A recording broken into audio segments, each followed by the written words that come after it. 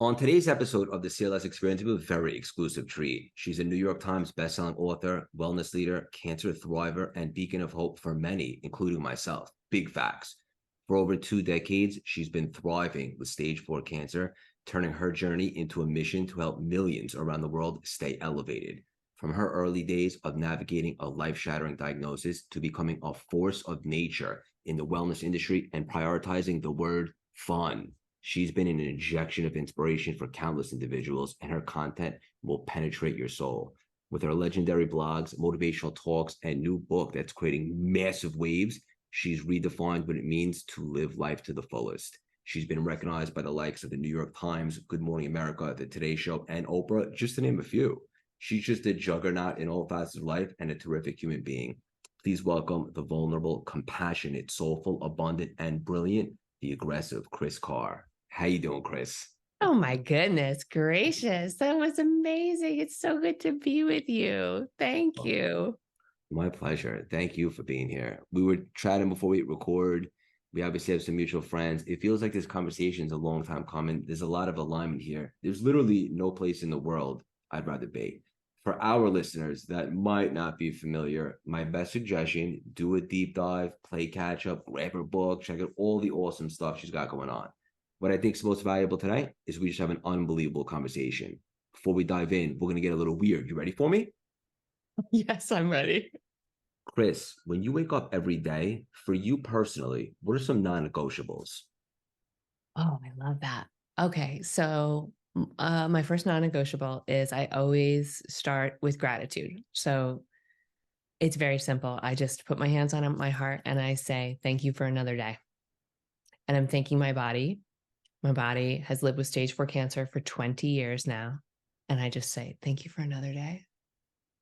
And I don't know if I ever missed that. Maybe I've missed that, but it's my first non negotiable. My second one is a green smoothie every day without fail.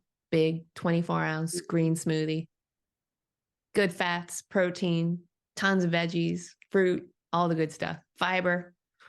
You name Those are two non negotiables right there. it. Yeah, that green tea sounds delicious. And some Unbelievable. green tea too. But my smoothie is like, I mean, that's probably my second relationship. My husband's my first love. My green smoothie is my second. I understand. It's funny because you mentioned gratitude and just something as simple as saying thank you for another day. I think sometimes the most simplest things to do are sometimes the simplest not to do. And I've been talking a lot about death lately. And it's weird because I think with a different perspective, death can be the ultimate life hack because just knowing that the human experience is finite, we don't necessarily know when that is. It helps at least me be so much more in the moment and present. And I think just based upon that, like for example, this conversation, that's how we'll be able to build the best rapport and connect the deepest. And just forget about winning the day, just win the next activity and be super present and in the moment. Would you agree with that? Absolutely. And I love how you talk about winning the next activity. I think that that's genius. And so many of us overlook that. I know you started by talking about death, but as soon as you said that, I was like, oh, yeah, stop. You got to shine a spotlight on that because so often we set the bar so high for ourselves. And what I have found is that when we lower the bar and we take that next right action and we break it down into the simplest steps, that's when we start to see momentum. And that's the same thing with something as big as mortality, right? Because when we think about our mortality, we usually freak the F out. And there's a good reason why, because from an evolutionary perspective, our bodies, our brains, we are wired to keep us safe, AKA alive. So thinking about not being alive is terrifying. And whenever we're in a place of being terrified, what's happening?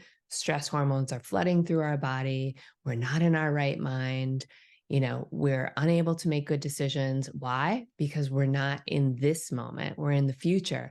We're future tripping on a story that's usually not like a happy story, a Hollywood happy ending story, right? It's a terrifying story. And so even something as big as mortality, if you can just take the next right action, which is right now in this moment, I'm here. Right now in this moment, I'm having a really great conversation with my new friend. Right now in this moment, I'm going to fully live this moment. It doesn't mean I don't think about the fact that I am impermanent. It just means that I'm spending more time making sure that I'm living my actual life than staying in that place of fear. So good. So good. It's something I've been really putting extra emphasis on lately because, and it's funny because when you were talking, I imagined the word momentum and you said it, right? Because I feel like momentum is the hardest thing to get and the easiest thing to lose. But once you have it, the wind's at your back, so to speak, and you're more available and more inclined to stay in that frequency of taking inspired action, right? Yeah, I totally agree with you on that. And even just be able to start from that place of I might not have it now, but I trust that it's coming. And so I'm going to take that small step. Like I'm going to put my sneakers on, even if you talked about loving running and that's something that's just awakened so many parts of your life. And for people out there who are like, I could never run. Well, can you go downstairs or across the hall and just put your sneakers on and tie them? Like, and not even run and then call it a day, right? It's like, what do we have to do to break it down to these micro steps that actually then lead us to that first step out the door? Yeah, so true. So good. I call that like impossible not to fail steps. I love that. Everybody could go over there, put the running shoes on and tie them, right? That's achievable. Who Yeah. knows? Say maybe you take those bad boys out for a spin, go around the block. Come on now, raising the bar. When you were just describing it, I picture like manifesting, and I know that word is like become very trendy. People throw it around loosely. I only recently, over the last couple of years, have really understood based upon at least how I believe it to be true and have begun to manifest stuff. And one of the reasons or one of the ways I was been able to do that is because in the past I'd always been in my masculine energy and like go and grind and hardest worker in the room. And a couple of years back, I considered a different option, the feminine energy. And my understanding of it, and I love to hear yours, is it's more receive, allow, and be. And I think the sweet spot between the masculine and the feminine is where I like to operate from. And that's how I'm able to call things in, but also marry that with the work. And you'd be a better person to ask than me. And I think the audience will really get a lot out of that. How would you define, or how do you personally manifest a lot of the amazing blessings that you have in your life? First and foremost, we need to see it to become it, right? So even allowing yourself to vision what you want your life to look like. But I would say a very essential part of that visioning is what you want your life to feel like, right? And so success feels very different to me than what I intellectually used to think success was. And starting to get into alignment with what my feeling of success is, it's like it opens my heart. It completely changes how I approach my work, my life, my relationships. And you can't actually know what that is until you vision it and feel it, and allow yourself to, and to get out of the constructs of whatever it is we think we should have or we should be doing and go into the place of, but what do I want to do? What feels good to me? And that's how I sort of approach creating my life. It doesn't mean I don't have to make a paycheck and, support the people who work on my team and all that kind of stuff, of course. But the more alignment I'm in with what feels good and what's good for my soul, the more the abundance flows with more ease as opposed to force. And sometimes you have to make really hard decisions from that place. It's not all like, put it out there and you're going to get everything you want. Like sometimes it comes in a way that you actually, whoa, that is not what I thought I wanted. And this sucks, but this is actually something that's going to be better for me in the long term. Right now, it looks like a wipeout. It's actually clearing space for this new chapter. So good. And with that mindset, it makes it a lot less difficult when you're going through it, right? For when something happens, you have the mentality like Steve Jobs said, I don't know exactly why this is happening now, but can't wait to connect the dots looking backwards. I know somehow, some way this is happening for me to protect and propel me. And something that you mentioned there that's really beautiful is sometimes something needs to be taken away, even if it's not by your choice, so that you can create that space to be available for this thing. Because as long as you're energetically invested in this, you're probably not going to be fully available for that, right? So well said. And, with all that comes trust and surrender. We are not patient people. We want what we want when we want it. Thank you very much. And that just level of trust that this is what my heart wants. This is what I am committed to creating for myself. I don't know when it's going to come, but my plan might not be the best plan. So I'm going to surrender and trust. And to your point, just keep putting one step in front of the other, right? It's not going to just come to you if you're just kind of like, great, I'm just going to sit back. And, there is a level of relaxation that's necessary, but obviously we're still doing the things that we need to do to manifest those things into our lives. That's it. Your new book, I'm Not a Morning Person. I love the title. It's a little play on words. A couple questions. Number one, how long were you working on this book for?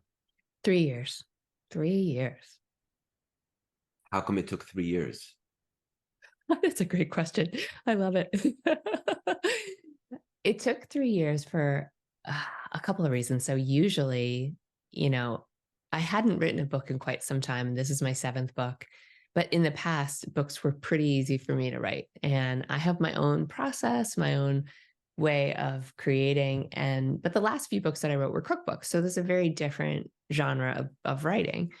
And this book, even though I wrote the outline, even though I had my table of contents, this book was going to happen on its own timeline. This book was going to show itself the way it needed to show itself to me. I had one plan and it had a very different one for me. And I kind of had to go on the ride with this book, which was very fun, but also unnerving and all of the emotions that you can imagine. So that's why it took 3 years and 17 drafts. Wow. Yeah. And what a beautiful answer. Right? You can't force something like a labor of love like that. You obviously more experience than I did with the book, but having just done our first, and I treated that one like it would be my only. I just wanted to give it everything I got. But there's just something so emotional, beautiful, and spiritual about your book. It's like your baby, right? Yeah, it is. And this book is so different than anything I've written. I mean, not necessarily, but it's deeper than a lot of the places that I've allowed myself to go. And so it's called I'm Not a Morning Person because it was the one emotion I did not want to go near.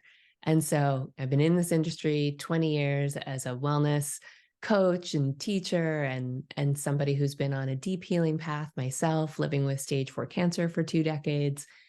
And this, to be totally honest with you, was a hole in my education.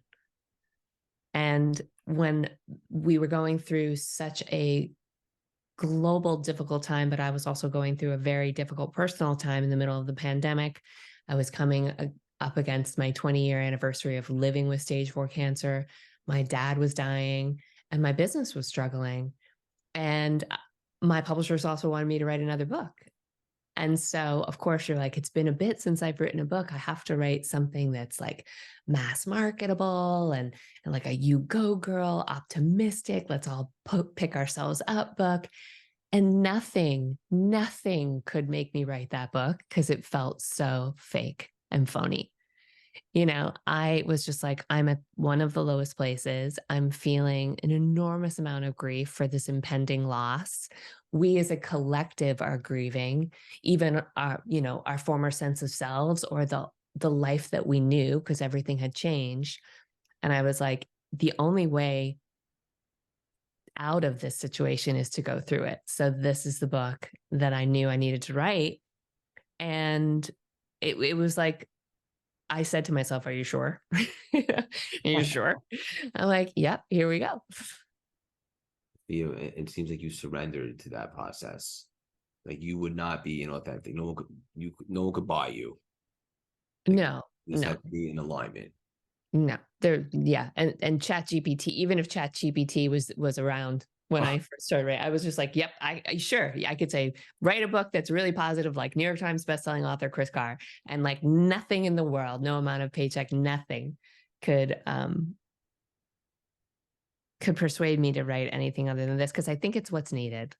You know, so many of us, the subtitle is braving loss, grief, and the big, most messy emotions that happen when life falls apart. And these are the things that are going to take place, right? We're going to go through ruptures, is what I call them. Spoiler alert, right? Yeah, we're going to have it, the miscarriage, the divorce, the you losing your job, all the things that I just talked about, diagnosis, the death of a loved one. And many of us, and I speak specifically about myself, I felt like if I let specifically grief in, but then I realized that, wow, grief rolls with a whole entourage of intensity. If I let this in, it's going to devour me. I'm not going to survive it. I'm going to drown. So I kept pushing it down and pushing it deeper into my body, or hustling harder, working longer. You know, I will go to control and hyperdrive and drive and just success and accomplishment as a way to outrun my feelings. But then there was a point where I was like, I can't run anymore. I'm exhausted and this isn't working. And so that's when the beginning of the book starts there. And then we explore, in each chapter, I explore the different emotions or experiences they may happen when the rug gets pulled out from under you. Because it will at some point if you're living. If you're living, yes, and we're all living, even if we don't think we're living. If you're here and you're breathing, the rug will get pulled out from under you. Yeah, I love it. I love it so much. It's interesting because a lot of people probably try to mask their feelings or emotions. I know for me personally, like I used to, oh, I'm not available for that emotion right now. Just stay positive. But then I realized, like, now it makes sense. Like, I would always hear, like, heal your inner child and your trauma. Now it's because if you don't address it at some point, it's going to come back, right? And you're going to have to deal with it eventually. So you're saying let them in, right? Allow them to flow through. Yeah. So emotions are just information, right? And if we think about, like, for example, the emotion of anger, anger is often called a signaling emotion. And so, what is it signaling? It's usually there's something deeper under the surface.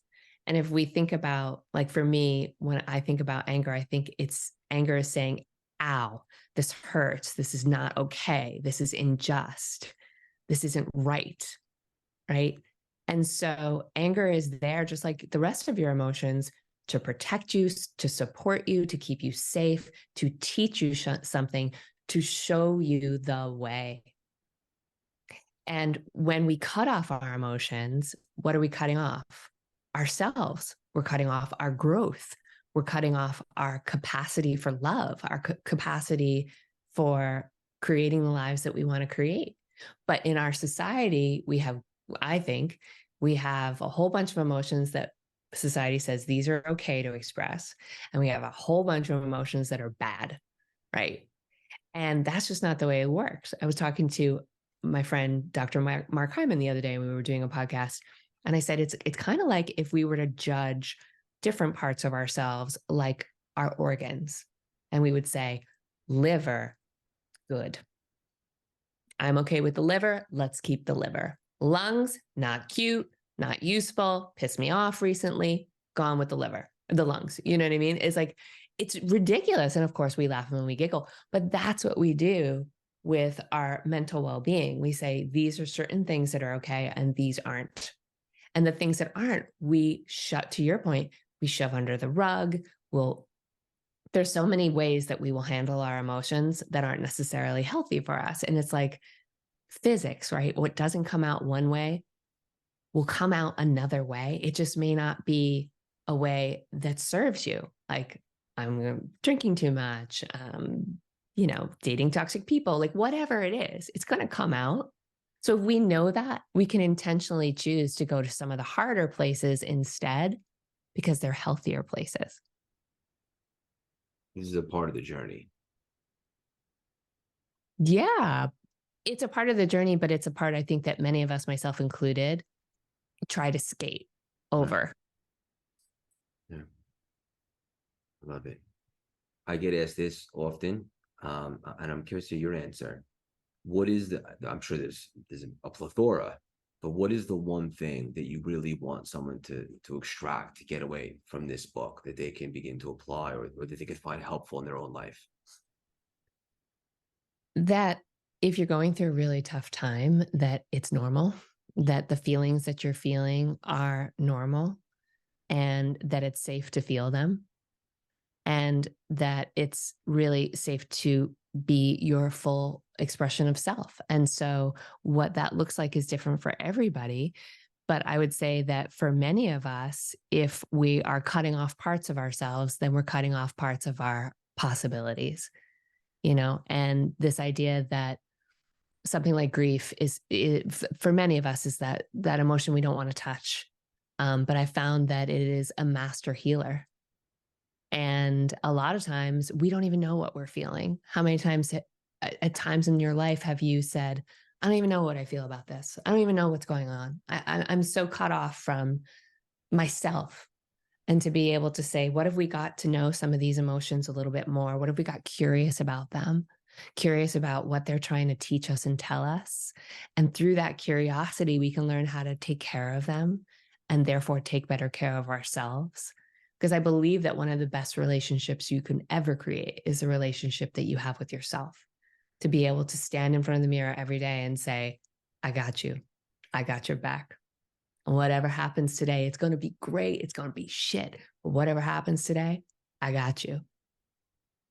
Because you come here alone and you leave here alone. What happens after that is a mystery. And I'm excited to learn what that is. I'm very open to that. But like while you have Okay. yourself, right? Have your own back. Well, what does that mean? It means for me, first and foremost, being able to say, this is how I feel. This is what's happening in my body. This is how I'm going to care for myself. So deep, so beautiful. I encourage everybody to read the book immediately.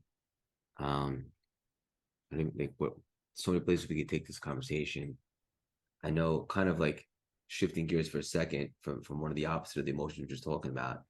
One of the things that you talk about often, and I was checking out your content, which I highly suggest everybody do immediately following this conversation, and you talk about feeding your joy, and Mm. and I saw you say something along the lines of things that are so simple, such as smelling flowers or playing with your dog, which I could totally relate to now, is a good way to maybe change the channel. How do you personally, besides those two things, feed your joy on a day-to-day basis?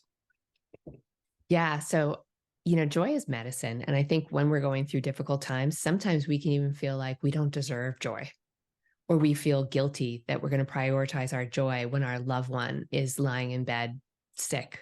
You know what I mean?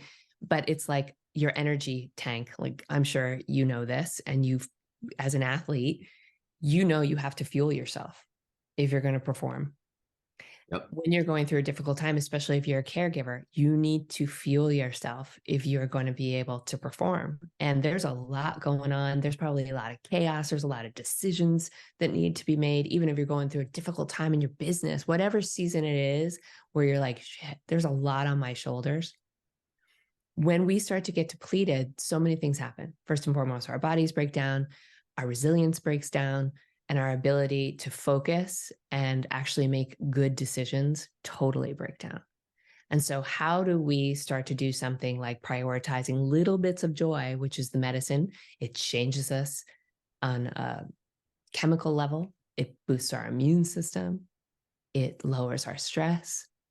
And for every single one of us, it can be something really small. Like it doesn't have to be, I'm going to go on a trip to Paris, or I'm going to do something really, go to Great Adventure. If I was going with my best friend Marie, she'd be like, let's do roller coasters. I'd be like, no, that's not joy. That's your joy. Right. But some little moment, as you said at the top of this interview, that fills your tank. Like for me, it might be feeding my hummingbirds. A lot of people have been asking me about joy because I talk about fighting for joy in the book. When you're going through a devastating time, you have to stand for joy more than any other time. And so for me, it might be like right before this podcast, I ran outside and fed my hummingbirds. Small moments of the sweetest joy when they come fluttering around my head, chirping and I can't believe they're still here and they haven't left for Mexico yet. I'm like, hey guys. Priceless. Yeah. So what is your small moment of joy? My dad, there's many stories in this book about my dad because, he's one of the catalysts for writing the book and the different experiences that I talk about. But one of the things that he said to me, a golden piece of wisdom, was make your golden years now. Because we put off so much until later, until when we have the money, until this project's over, until we have the perfect partner and the perfect apartment, or whatever it is that we're saying, once I have this, then I'll allow myself to rest, relax, whatever it is. And as he was dying, it became more and more clear that nothing is guaranteed for any of us. He had just sold his business and he was making plans for this next chapter. And now he's dying of stage 4 pancreatic cancer. He said, if you do anything, if you hear anything, it's just make your golden years now. Don't put it off. So what are the moments throughout the course of the day that you can make golden? What's a small golden moment that you can say yes to every single day? Because at the end of our lives, that's what we're adding up. All the golden moments along the way. Yeah. What about the opposite of that? Maybe saying no to certain things that aren't really a hell yes. Oh, I love that. Yeah. I mean, look, that's the hardest word for all of us to say, right? No, because nobody wants to disappoint somebody else. But, I think that learning how to disappoint people should be a spiritual practice. What do you mean by that? Because it goes against our grain, right? We feel terrified. We feel bad. We feel guilty. So what do? We get ourselves into all these pickles and binds, and then we want to gnaw our arms off so that we can get out of them.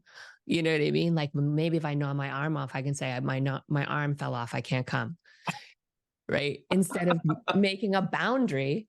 And so that's what I mean about like making really boundaries part of our spiritual practice and being able to say, it's okay if I disappoint somebody. It's not okay if I continually disappoint myself. Yeah. Then you're out of integrity with yourself. Yeah. And it affects your well-being. It affects everything that you do. Now, of course, I'm not saying go around and be a jerk to people, Right. but I am saying that, to your point, every no makes space for the perfect yes. And when you're going through a difficult time, you're probably going to need to say no more often. And you may disappoint people who are sad that you can't show up for them. But when you are depleted, the number one person for you to show up for is yourself. And only you can say yes to that. Like after all these years, I finally understand the presentation they do at the beginning of the flights when you put your oxygen mask on first. It's true. And look, we all struggle with it. And because we're wonderful, like deep down, I do believe we're all really wonderful and good intentioned. And so sometimes we have to go against our own grain and kind of be our own parents and say, no, you need a nap. Oh, good. You talk often about choosing love. And I want to get deep for a second in case we weren't getting deep already. What do you mean by that? And how would you define or how do you feel when you say love? So what does that mean to you? For me, it's coming from a place of being open-hearted.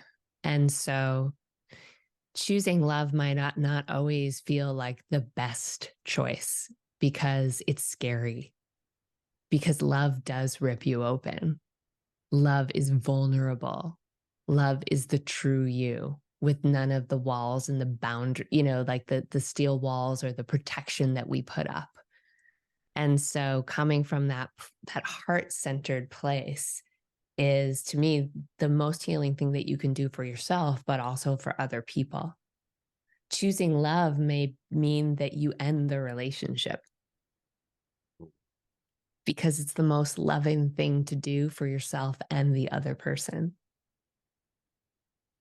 So I think that the more we get to know our hearts, first and foremost, by that simple question, how am I?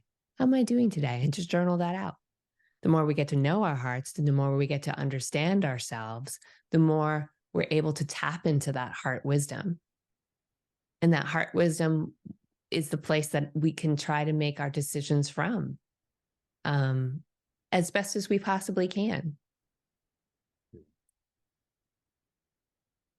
It's funny because before I reinvented myself, I was like a little bit more, I don't know, be less humble. And now I have so much love. Like I genuinely believe in everybody. My fiance, she's from Ukraine. She's been here since she was 14, but she's a little more savage. She's like, she often is like, you have too much faith in humanity. Because oftentimes I'll be let down. Like it happens more than I like to admit. But I'll never stop believing in everybody. I'll just maybe be a little bit better judge of character, or maybe not make myself so available at first, if that makes sense. Yeah, it makes a lot of sense. I love that about you. I think it's a really positive quality, because what's the other alternative is that, people have it out for you. People are assholes. Like, it's easy to think that. You look at society today, you can be like, man, things are messed up.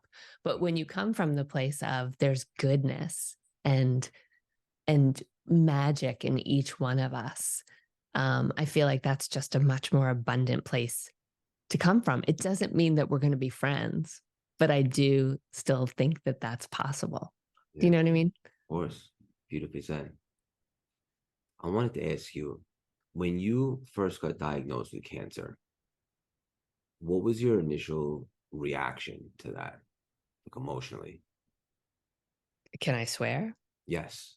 Holy shit. Now what? What the fuck am I going to do? Was literally the There she first is. reaction, you know? 100%. I was diagnosed 20 years ago with this very strange, rare stage 4 cancer with no cure and no treatment.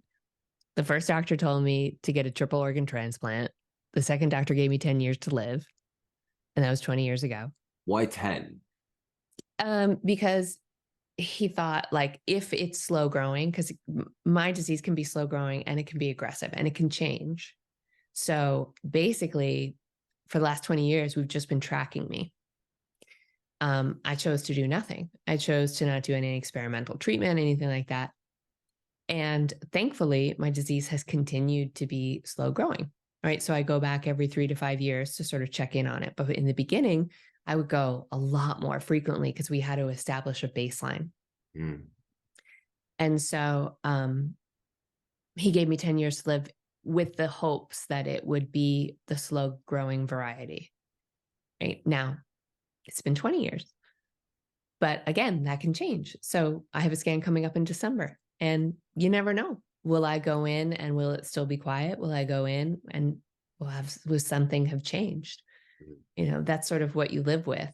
And I think because of that, I've learned how to really make peace with managing fear and make peace with anxiety. And, I'm not a master at it all the time, but I've learned how to cultivate a relationship with fear so that I don't get paralyzed.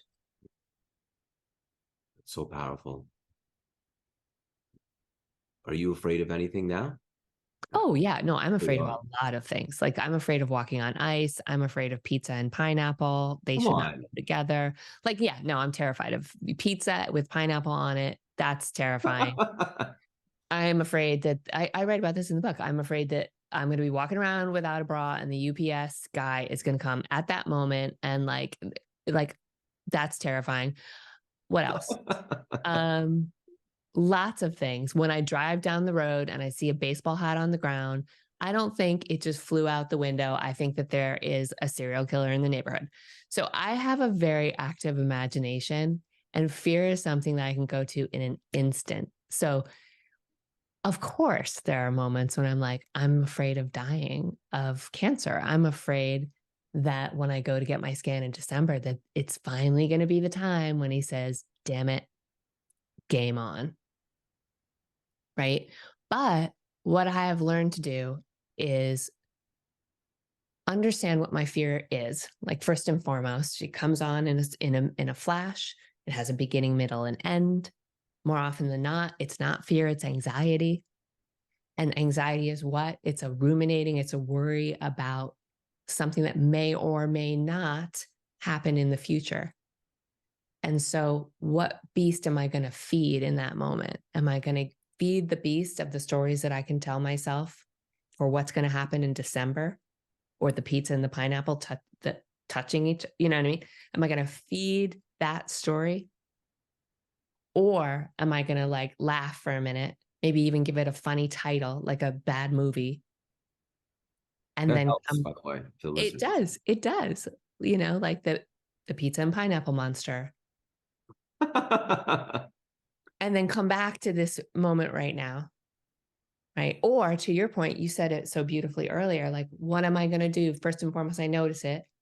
I notice I'm out and I come back. And sometimes we can't solve what I have found is we can't solve the problems that happen in our mind with our minds. It's like, don't think about fear. Don't be afraid. And you're just like, fuck. And now I'm way more afraid. Get in your body. Right. For you, maybe, or for me, like I might go and do a 10-minute HIIT video. And I feel like, okay, I'm back. I'm back in my body. I'm going to re-enter my body as a way to heal my mind of this moment where I'm literally out of my mind, if that makes sense. It does. It's so crazy. Like the more I begin to learn and study about like mindfulness and stuff like that, I was reading a book last night. I'm sure you're familiar, The Power of Now, Yeah. Bartoli. And I was right before bed, and there was a section where it's like your thoughts are going and you can actually step back and be a witness to your thoughts. Oh my goodness. It's so deep and so powerful.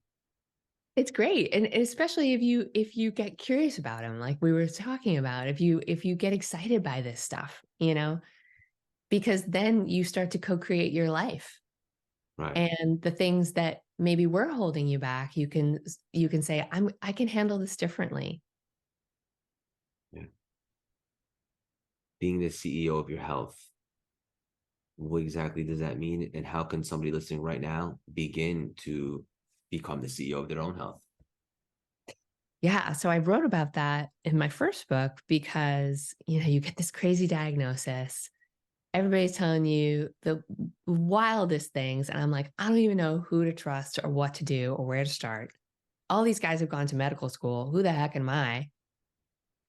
But when you think about anybody who runs a business and anybody who's a leader, right, they have to make really difficult decisions. And so I was like, what if I assume the role of being the CEO of my health? So I'm in charge. I'm going to hire, I'm going to fire, I'm going to interview, I'm going to find my second in command. This person has to have their finger on the pulse of research, but they also have to treat me like a human being and have a good bedside manner because being a shit to me is not going to work out well for you. Right. And so it's like, just keep looking until you find this person. And I finally did. And we've been together 20 years now. He's still my oncologist and my doctor, and he's the one that monitors me. And what I realized is that I had to learn how to navigate the system. I had to be my own best patient navigator and advocate and say, I'm going to build a medical team that is like a Western medical team. But Kris, full holistic being, needs more than going to see her oncologist every X number of months, years. What is the other team going to look like? Who's on my team to help me, mind, body, and spirit? And it started with walking into Whole Foods Market and just saying, I have no idea what to do with any of this shit. And kale is terrifying and looks so damn gross, but healthy people seem to come to this place. So this is where I'm going to start. Right. And it's just a grocery store, basically. Right. But saying, I want to put myself in a position where I start to build practices and build, a healthy lifestyle and a team to support that. So in between these doctor visits, I am an empowered participant in my well-being. Whatever happens, happens, but at least I'm playing my part. Yeah. I think that's so beautifully articulated. And it's something that we should consider to do in all of the arenas of our life, not just health. your business, really anything really, is to realize that you get to kind of assemble the chessboard. You don't have to be necessarily like a product of the system or what people, you can take people's suggestions, but form your own opinion. Yeah, that's a beautiful way to say it. Ultimately, your body will tell you exactly what you need to be doing, Yeah. you know, but we can't hear the messages if we're not in touch with it. Yeah. So, first and foremost, for me, it was changing my diet because I couldn't hear one message that was coming through, you know? And from there, it was like, okay, now we need to work on this. What is your fitness routine these days? It's pretty simple. I love doing weights. I love yoga. I love my 10-minute hit workouts. I love hiking. I used to go because I was a professional dancer and an actor in my former career. So, the bar was always so high for me about what my body had to do. Because in essence, as a dancer, you're an athlete. And I just turned 52 You and did? I did. Look younger than me. That's not true, Great. but thank you. But also 52 years young, just getting warmed up. I believe that. Yes, I'm grateful for every year. Um, and so my fitness routine is a lot more connected to my mental health routine. And so that means movement every single day in some way. It doesn't mean that I used to have like you want, if your ass is down here, you want to lift it to the sky. Like my fitness routine is about doing something that can lift my ass higher. Please, I'm praying. Right. And now I'm like, oh my gosh, my fitness routine is really like my mental health checkup, if that makes sense. Makes all the sense. Yeah. That's why I run, if I'm being honest. I work out 7 days a week. Back in the day, it was probably more of like the physical component, like look good naked. That's great. That's a nice byproduct. But it's just that's how I connect and I just get it momentum and I cultivate that edge and I get a little bit of endorphins and a high. Yes. Bad. It's non negotiable for me. That's so awesome. Good for you. Yeah, I think everybody should have something, some sort of routine or be excited about something fitness oriented. It's good for you. 100%. Not only is it great for your immune system, your longevity, but to your point, it is where you get that clarity, you get those endorphins, you get the downloads. And I know as somebody who's really struggled to, over time, there were times where I had a really hard time making peace with my circumstances, making peace with living with stage 4 cancer, making peace with loss. Movement would bring me back into my body. It would sort of thaw the resentment that at some point I did have towards my body. Like, how could you do this to me? Body, something I've thought I was taking care of. These aren't conscious choices, but there was some part of me deep inside that held that resentment. And I would say that movement again was one of the ways back in to healing that relationship. I know we're getting ready to land the plane, but I want to ask you something really deep. Is that okay? We're going deeper. Let's go. How important is your faith to you? Well, that's a very deep, wonderful, deep question. So I have a very fickle, fluid, feral faith. And some days I'm very connected to more, and some days I'm not, to be quite honest with you. And I think that for me, I put most of my faith in the energy of love. And I believe that love is something that never dies, it transforms. I'm also very open to what happens next. And I'm very connected to my understanding of spirit and of, Your soul? yeah, very much so. But I don't necessarily have a strong faith, for example, in a more institutionalized version of God. But I am very, very inspired by the mystery and by, as you said, a soul that only transforms, and most of all, the quality of love. I imagine when you say institutionalized, you mean like religions. Yes. which, like politics, can be divisive. Yeah. And, I think we live in a society where if somebody doesn't have a very strong connection to faith, we judge them like there's something flawed with them, like, oh, they just don't know. And I think that for me, faith is something that I am curious about, but I don't necessarily, I wouldn't say to you like, yes, if it wasn't for my faith, I wouldn't be here. I don't actually believe that. Yeah. Well, I appreciate the vulnerability and the transparency. I'm glad I asked you. Yeah, well, it's funny because also in you think about grief circles, just real quick. I know we're landing the plane, It's okay. but sometimes you can hear. I have a chapter in the book called "Awkward Times, Awkward People," and it's the things that we say because we don't know what to say, right? And we want to get it right. And so sometimes we do things like we center ourselves, we make it all about us, we ghost people because we're terrified we'll step in it, so we just vanish. Or we say things that we mean to be helpful, but for the person who's just gone through loss, it isn't helpful. Yeah. And so we can say things like, it's God's plan. It didn't happen to you, it happened for you. He's in a better place now. And we make these assumptions that the person actually is of the same faith as us. And maybe that's not the case, but also even though it's an attempt to connect, it can create a disconnect because a better place is with me, Mm. or all of the different things that we might feel when we hear, oh, you know, don't worry, you'll have another baby, you're young. Mm. And we say, but that was baby I wanted to have.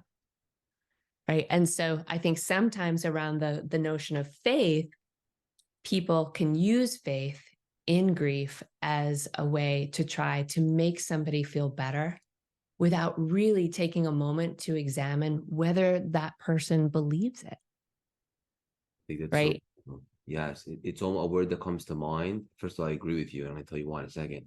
It's almost a little irresponsible because everybody might believe in something different. And the way you said it was the best, trying to connect. And I'm sure it's for the right reasons, but maybe you're actually creating that disconnect. Yeah, you might be. And what I will leave with is just like, I am delighted to find out. Do you know, like open to the mystery? And it's not to say that I don't connect. I look for signs. I see signs from my dad all the time. I say thank you. But do I have some sort of deep, very specific faith that guides me? No. I'm feral, I'm fickle, I'm fluid, I'm open to the mystery, and I believe in love more than anything else. And that to me is probably the strongest kind of faith I could ever have. And not that you need my blessing, but that's okay. Right? You have to feel like good for you. One thing that I started doing recently, exactly what you were just touching upon, is I would be so honest when something like this happens, when somebody passes or something like this.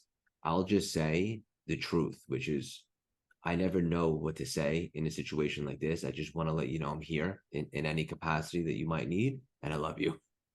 That's And so good. I literally just started doing that like maybe a year ago when, hopefully these situations don't happen so often, but they're a part of life. And I could just tell like if that really connects because that's the truth.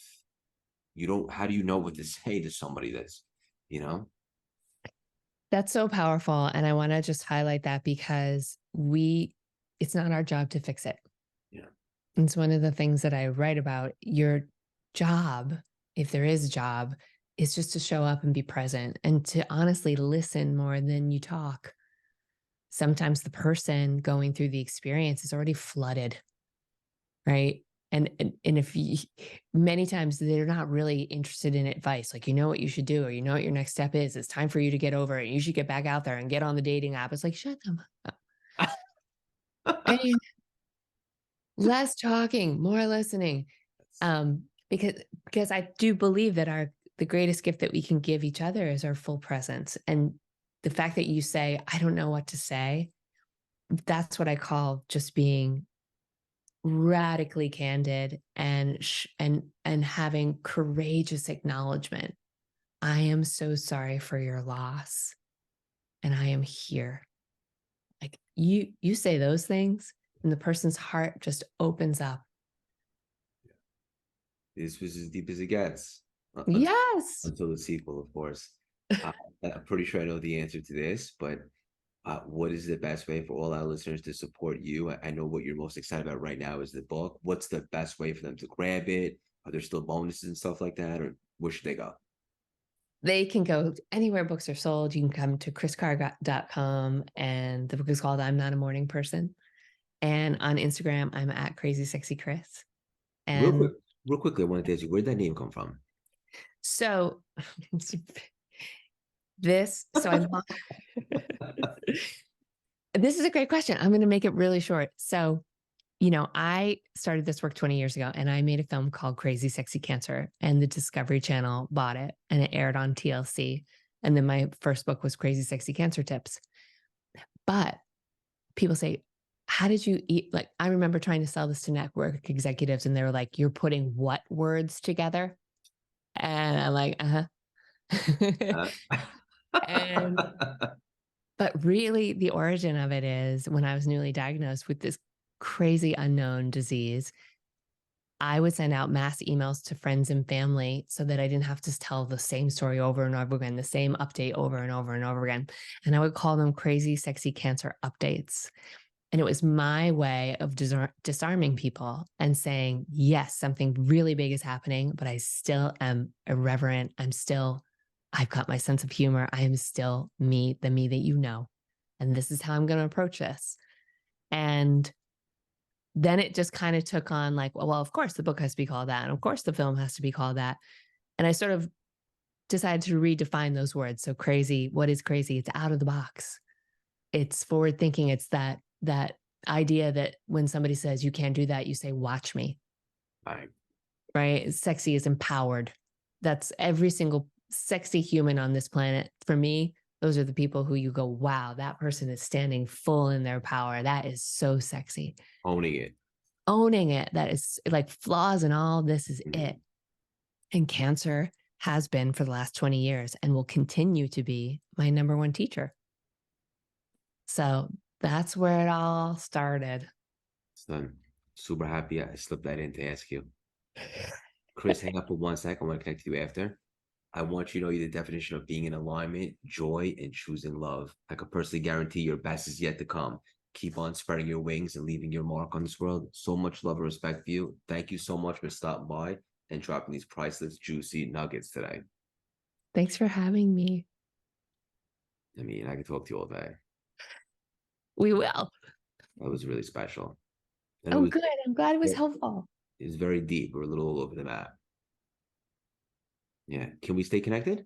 Yeah, absolutely.